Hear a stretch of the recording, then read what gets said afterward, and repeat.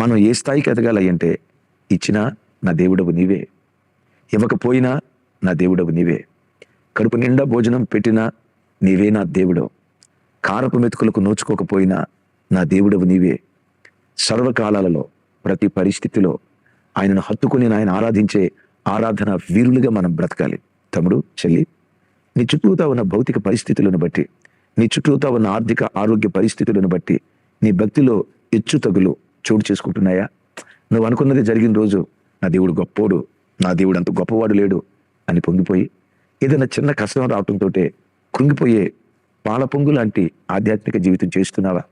కొంచెం సెగదగలటంతో బుసబుసబుసబుసబుసు అని పాలు పొంగి, ఆ పొంగే పాలలో చన్నీళ్ళు అట్లా జల్లితే సప్ అని చల్లారిపోయినట్లుగా నీ భక్తి చిన్న కష్టం రావటంతో, చిన్న శ్రమ రావటంతో, ఆ చన్నీళ్ళ లాంటి చిన్న ఆపద రావటంతో కుంగిపోయి భక్తిలో చల్లారిపోయే వ్యక్తిగా ఉన్నావా?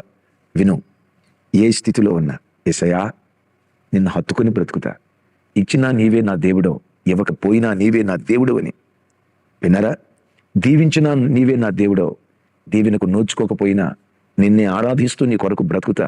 ఆ స్థాయికి ఎదిగే కృప వాక్యం వింటున్న నీకు, నీ కుటుంబానికి దేవుడు అనుగ్రహించునుగాక. ఇస్తేనే దేవుడా, ఇచ్చినా ఇవ్వకపోయినా ఆయన దేవుడు. That's it. ఆయన ఒక్కడే దేవుడు. That's it. ఆయన కొరకే నేను బ్రతుకుతా. ఇచ్చినా ఆయనే నా దేవుడు, ఇవ్వకపోయినా ఆయనే నా దేవుడు. సర్వకాలాలలో అన్ని స్థితులలో ఆయనను ఆరాధించే ఆరాధికులుగా మనం బ్రతకాలి. అలాగని దైవజనమా, దేవుడు ఇయ్యక మానతాడా? దేవుడు ఇయ్యక మానతాడా? ఇస్తాడు అని కాదు, ఇస్తాడు. ఇచ్చినా ఇవ్వకపోయినా ఆయనకు సాక్షులుగా బ్రతకాలి. అవును, జకరియా ఎలిజబెత్తులకు దేవుడు ఇవ్వలేదా? మండుచు ప్రకాశించే బాప్తిస్మమిచ్చు యోహానునిచ్చాడు. దావీదుకు ఒక కుమారుడు చనిపోతే ఆ కుమారునికి ప్రతిగా 4 బిడ్డలను దేవుడు అనుగ్రహించాడు. ఆమేన్. ఆ పేదలాజరు చనిపోతే, ధనవంతుడు చనిపోతే ఎవరు వచ్చారో నాకు తెలియదు, కానీ ఆ పేదలాజరు చనిపోతే పరలోకం నుంచి దేవదూతలు దిగొచ్చి ఆయన పరలోకానికి తీసుకుని వెళ్ళారు. పౌలు ఎన్ని శ్రమలు అనుభవించాడో అంత మహిమను ఇహమందు పరమందు తను అనుభవించాడు. ఆమేన్. అందుకని అంటాడు కదా, పొందబోవు మహిమ ఎదుట ఎప్పటి కాలపు శ్రమలు ఎన్నదగినవి కావు. దైవజన్మ, పొందబోయే మహిమ ఎదుట ఎప్పటి కాలపు చులకని శ్రమలు ఎన్నదగినవి కాదు.